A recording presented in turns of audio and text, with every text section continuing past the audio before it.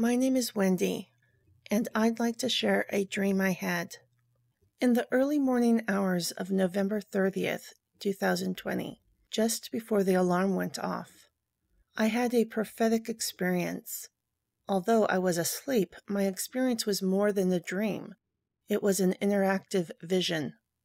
It began with a male voice saying in my head, "Let's go fishing." And like a little girl eager to go fishing with her dad, I agreed. The voice and I began to fly downriver. It was a large river, about a quarter of a mile wide, and the water was very dirty. You couldn't see anything in it. And the banks of the river were very lush and green, with tall trees. The voice and I began flying down the middle of the river, looking for a good place to fish. Almost immediately, I started to hear a strange noise. It sounded like a bathtub being drained. Then I saw the water levels begin to drop, and I thought, oh, this is going to help us catch the fish. How clever. Even though I never saw anyone, I could feel the world's anxiety as the water levels began to drop. After a while, nearly all the water in the river was gone, but there was still some deep pools scattered here and there, where all the fish had gathered. Seeing a very large fish trapped in one of the pools, I pointed at it with excitement. Then, referring to the water levels, I said, "Okay, that's good enough. Let's go fishing." But the voice told me, "No, not yet." So we left that area and continued to fly downriver. Even though there was hardly any water left in the river, the sound of draining water continued. The more the water drained, the more I felt the world's anxiety increase. Suddenly, I noticed the lush green landscape was turning into an arid desert.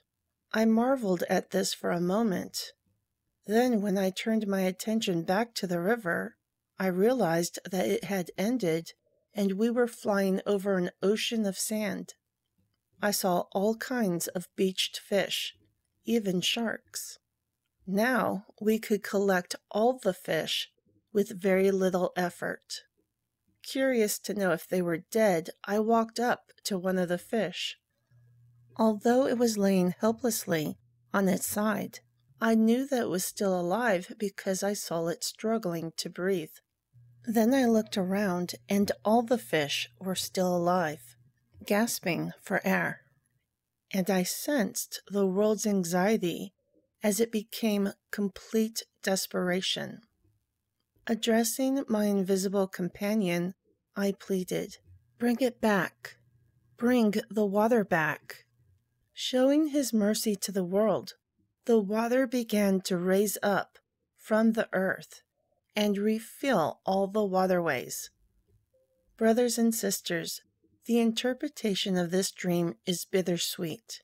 It's about the Almighty's judgment and His strategy to catch the greatest harvest ever. Roughly 2,000 years ago, our Messiah walked the earth and invited His disciples to become fishers of men. In this dream, I was invited to go on a fishing trip with the Almighty. The different varieties of fish that I saw represented all the people who have different schools of thought: atheist, agnostic, Baptist, Calvinist, everyone. The murky river water symbolizes all the filth in society. The draining water represents Yah's judgment. Although this dream doesn't go into specifics about the judgment, it does reveal that the hardship will intensify. Traveling downstream to the ocean represents the passage of time. This judgment will not happen overnight. The judgment has 3 stages. In the first stage, the river was drained. In the second stage, the green landscape turned into desert. And in the third stage, the oceans were drained. Because this dream does have 3 distinct stages, it leaves me to believe that the judgment will last for 3 years. This method of interpretation can be seen over and over in the Bible. For example, when Yusuf, or Joseph, was in prison, he interpreted the dreams of a cupbearer and a baker, and after 3 days, the climax of their judgment came.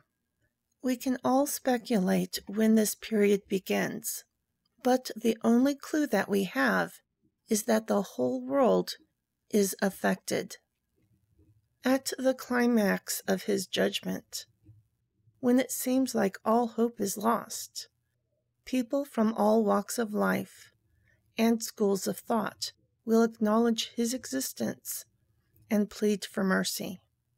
Once this happens, the Almighty will show mercy and replace the murky river water with fresh, clean, filtered water.